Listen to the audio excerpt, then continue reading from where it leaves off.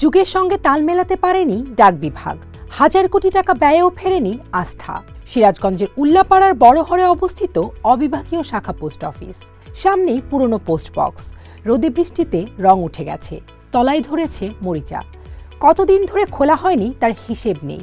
একসময় চিঠি, টাকা পয়সা, দলিলপত্র পাঠানোর সবচেয়ে নির্ভরযোগ্য মাধ্যম ছিল এ ডাক। কিন্তু যুগের সঙ্গে তাল মেলাতে না পারার কারণে রাষ্ট্রীয় প্রতিষ্ঠানটি এখন বিলুপ্তির পর্যায়ে। পোস্টম্যান আমিনুল ইসলাম বলেন, আগে পোস্ট বক্সে মানুষ চিঠি ফেলত। তথ্য পাঠানোর মাধ্যম আধুনিকায়ন হওয়ায় এখন তার প্রচলন নেই। যদিও দাপ্তরিকভাবে কিছু কাজ আছে। সাপ্তাহিক ছুটির দিন বাদে গড়ে ১০-১৫টি চিঠি বিলি করতে হয়, যেগুলোর মধ্যে বিভিন্ন ব্যাংক, এনজিও ও অন্যান্য প্রতিষ্ঠানের আইনি নোটিশ ও বিবাহ বিচ্ছেদ বা তালাক সংক্রান্ত নোটিশই বেশি।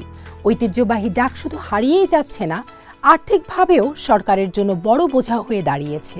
ডাক অধিদপ্তরের তথ্য মতে ২০১৯-২০ থেকে ২০২৩-২৪ অর্থবছর পর্যন্ত এ খাতে সরকার ব্যয় করেছে ৪,৭০২ কোটি টাকা।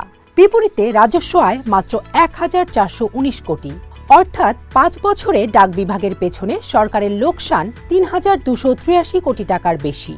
সর্বশেষ ২০২৪-২৫ অর্থবছরের চূড়ান্ত প্রতিবেদন সংস্থাটির ওয়েবসাইটে পাওয়া যায়নি। সংশ্লিষ্টরা বলছেন, সেবার মান না বাড়ানো, আধুনিকায়ন না করা, পতিত আওয়ামী লীগ সরকারের আমলে লাগামহীন দুর্নীতির কারণে ডাক বিভাগ এখন অস্তিত্ব সংকটের মুখে। অথচ ২০১৯-২০ থেকে ২০২৩-২৪ অর্থবছরে কর্মকর্তা কর্মচারীদের বেতন, ভাতা, পেনশন ও আনুতোষিক ব্যয় হয়েছে ৩,৬৯৭ কোটি ৭১ লাখ টাকা।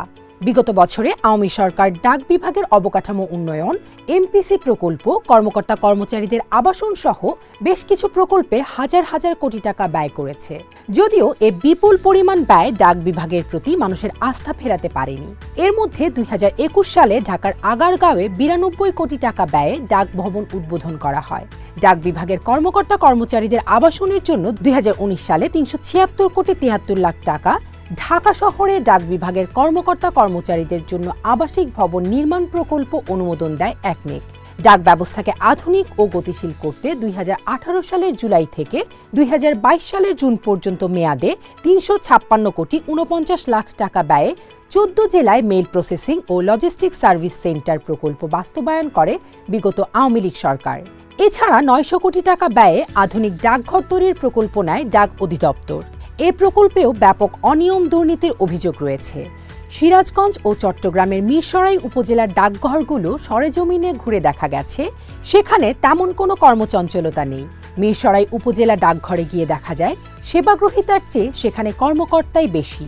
২-১ গ্রাহক সঞ্চয়পত্রের লেনদেন করতে এসেছেন।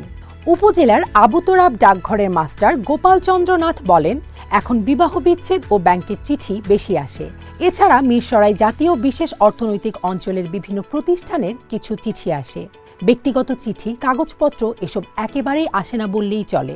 আগে মানি অর্ডারের পরিমাণ বেশি থাকলেও বিকাশ, নগদ ও ব্যাংকিং লেনদেনের কারণে এখন তেমন একটা মানি অর্ডার হয় না বলেও জানান ডাকের এক কর্মকর্তা। তবে অনলাইন সব দারাজের সঙ্গে ডাক বিভাগের চুক্তি হওয়ায় কিছু পার্সেল ডাকঘরগুলোই আসতে দেখা গেছে। কর্মচাঞ্চল্যতা না থাকায় মাঝে মাঝে উপডাকঘরগুলো বন্ধ থাকে। কার্যক্রম না থাকায় ডাক পিয়নরা নিয়মিত থাকেন না। সার্বিক বিষয়ে ডাক অধিদপ্তরের পরিচালক আল মাহবুব বণিক বার্তাকে বলেন, আমাদের বড় জনবল কাঠামো রয়েছে, তাদের পেছনে বড় অঙ্ক ব্যয় করতে হয়। সরকার এ বিভাগকে রেখেছে মানুষের সেবার জন্য, আয়ের জন্য নয়। সেজন্য আয় ও ব্যয় দিয়ে এটিকে মূল্যায়ন করা যাবে না। কুরিয়ারগুলো ইচ্ছে মতো দাম বাড়িয়ে মুনাফা করতে পারে, কিন্তু ডাক বিভাগ ১০ পয়সা দাম বাড়ালেও প্রধানমন্ত্রী পর্যন্ত অনুমতি লাগবে।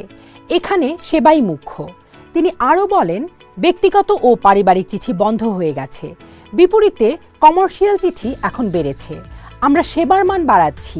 আগে আমাদের চিঠিগুলো ট্র্যাক করা যেত না, চিঠি পৌঁছালে তারা জানতে পারত।